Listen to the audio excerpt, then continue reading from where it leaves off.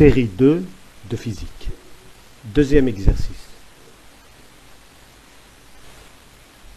Pour vérifier si une formule est homogène du point de vue dimensionnel, il faut s'assurer que les deux parties de l'équation s'expriment avec la même dimension, c'est-à-dire avec les mêmes unités. Il faut s'assurer aussi que l'addition et la soustraction se font toujours entre des termes de même nature, c'est-à-dire de même dimension. Par contre, la multiplication et la division sont possibles entre toutes les dimensions. Par ailleurs, pour qu'une formule soit acceptable du point de vue physique, son homogénéité dimensionnelle est une condition nécessaire mais insuffisante. C'est-à-dire, cette condition doit être vérifiée, mais elle est insuffisante pour approuver la formule définitivement. Dans ce deuxième exercice, on nous donne 3 relations et on nous demande de vérifier leur homogénéité dimensionnelle. On nous demande aussi si on peut les considérer comme des relations physiques valables.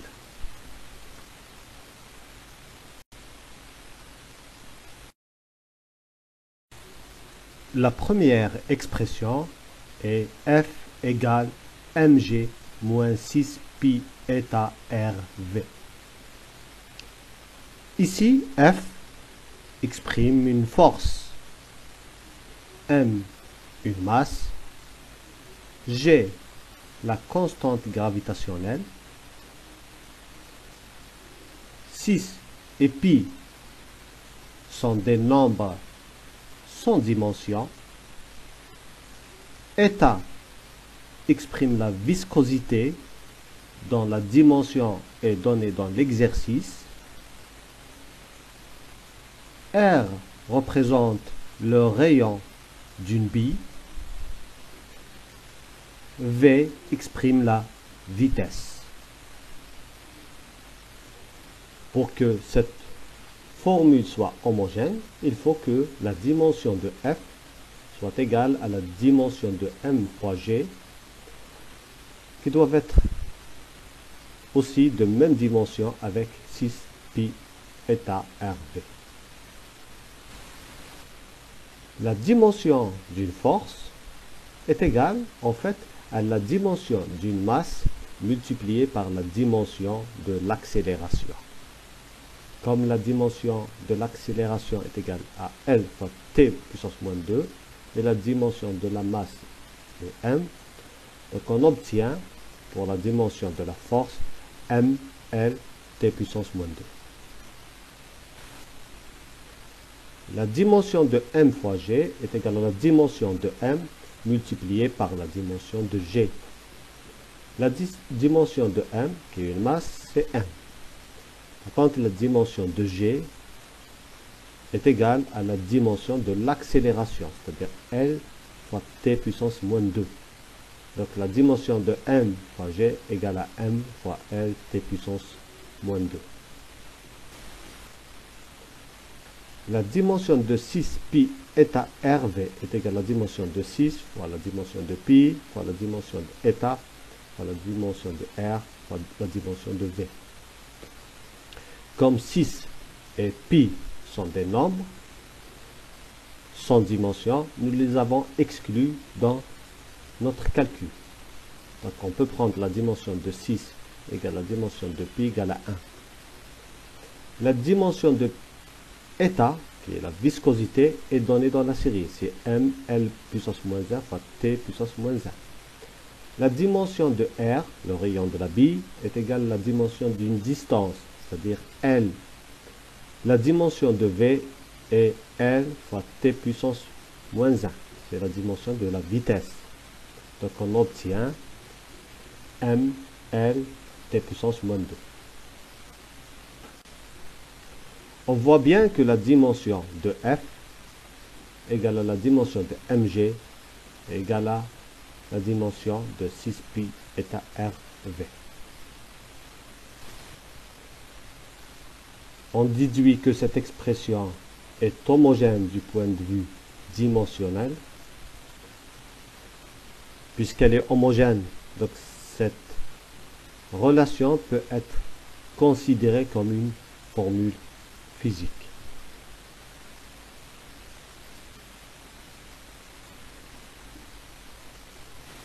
La deuxième expression, E égale 1 demi mv carré plus F sur D. E, ici, est une énergie. M est une masse. V exprime la vitesse. 1 demi est un simple nombre. F est une force. D est une distance. Pour que cette formule soit homogène du point de vue dimensionnel, il faut que la dimension de E soit égale à la dimension de 1 demi mv carré, égale aussi à la dimension de F sur D. La dimension de E, qui est une énergie, est égale à la dimension, par exemple, de l'énergie cinétique, ou de l'énergie gravitationnelle, ou de n'importe quelle énergie. Ici, nous avons choisi l'énergie gravitationnelle, mgh. Donc, la dimension de E est égale à la dimension de m fois la dimension de g fois la dimension de h. La dimension de m, c'est une masse, c'est m. G est une accélération, donc sa dimension est égale à L fois t puissance moins 2. H est une hauteur, donc c'est une distance, donc sa dimension est égale à m. Donc on obtient ml carré t puissance moins 2. La dimension de 1 demi mv carré est égale à la dimension de 1 demi fois la dimension de v fois la dimension de m. Comme la dimension de 1 demi égale à 1, parce que c'est un nombre, nous l'avons exclu donc dans notre expression. Donc on obtient la dimension de m multipliée par la dimension de v au carré. Donc on obtient m L carré t puissance moins 2. La dimension de F sur D égale à la dimension de F, qui est une force, divisée par la dimension de D, qui est une distance. La dimension de la force est égale à ml t puissance moins 2. Par contre, la dimension de la distance, c'est L. Donc on obtient m t puissance moins 2. Après simplification, bien sûr, parce que L multiplié par L puissance moins 1 égale à 1. On voit bien que la dimension de E est égale à la dimension de 1 demi mv carré.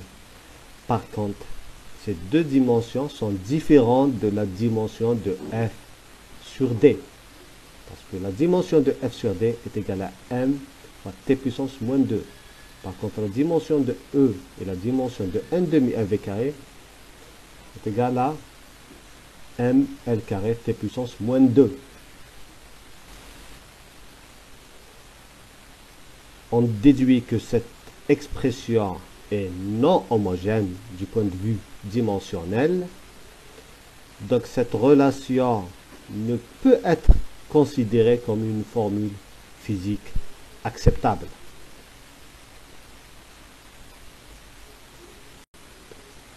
Passons maintenant à la dernière formule. P égale F fois V. P est une puissance, F une force, V une vitesse. Pour que cette formule soit homogène du point de vue dimensionnel, il faut que la dimension de P soit égale à la dimension de F fois V.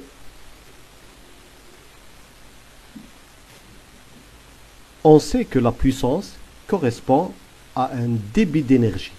En d'autres termes, elle correspond à la quantité d'énergie fournie par unité de temps. Donc, la dimension de P est égale à la dimension d'une énergie divisée par la dimension du temps. La dimension de l'énergie égale à mL carré t puissance moins 2 et la dimension du temps égale à t. On déduit que la dimension de P égale à la m fois L au carré fois t puissance moins 3. La dimension de F fois V est égale à la dimension de F multipliée par la dimension de la vitesse. La dimension de la force est mL t puissance moins 2 et la dimension de la vitesse égale à L t puissance moins 1. Donc on obtient après simplification mL carré t puissance moins 3. On voit bien que la dimension de P est égale à la dimension de F fois V. Donc cette expression est homogène du point de vue dimensionnel et peut être, pour cette raison, considérée comme une relation physique acceptable.